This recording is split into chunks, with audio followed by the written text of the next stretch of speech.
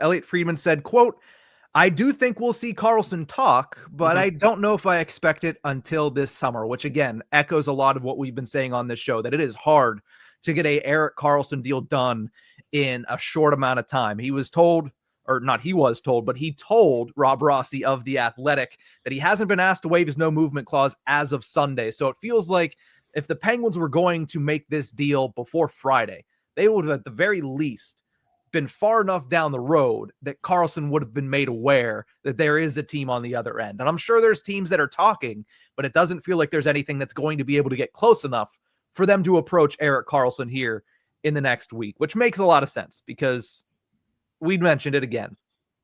The Karlsson deal took almost a full calendar year from San Jose to Pittsburgh. It's not going to take 2 weeks from Pittsburgh to wherever goes next, especially after his play deteriorated since the last time he was traded. Right. Josh Yohe, I think, put it in his recent update that there are a certain number of teams that Karlsson would waive his no move clause to go to. We don't know them. We're not going to know them. But if those teams come about, maybe something's possible, but nothing's going to get done that quickly. It's just not. We'll see what happens over the summer. That just seems like the more likely option. Cap going up, more time to sort of make the maneuvers, make the changes, and less pressure to sort of get it done under a certain deadline. So, yeah, I'd say everything makes more sense for the summer. Plus, the number goes down after bonuses get paid, after certain things get paid off to Erik Karlsson, making the total money of it just 11.5 over the next 2 years. So that's much more affordable for even if a smaller market team sort of comes out of the woodwork as a landing spot. It makes the money a lot more manageable. So summer seems just like the way easier time to do it. Plus now he'll have the rest of the season. Again, what do the Penguins have to lose? Take the reins off of him as well and let him run free. Let him do what he needs to do to be the best player he can be and get the Penguins a bigger return even.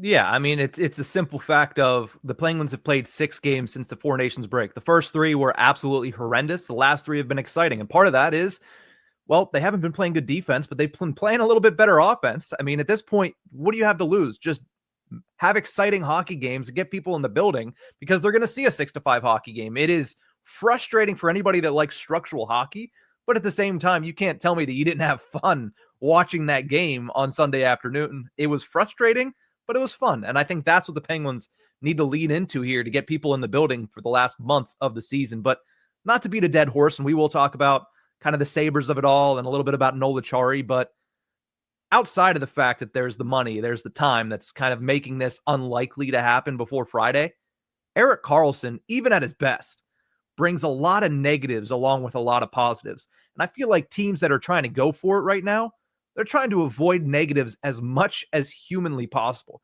You want your trade deadline acquisition to be Marian Hossa, where he comes in and for that rest of the season, it is nothing but positives. You want that trade deadline acquisition to be, I'd say Jerome McGinley, but he was really just a power play specialist when he came in 2013. But you want that player to be overwhelmingly positive.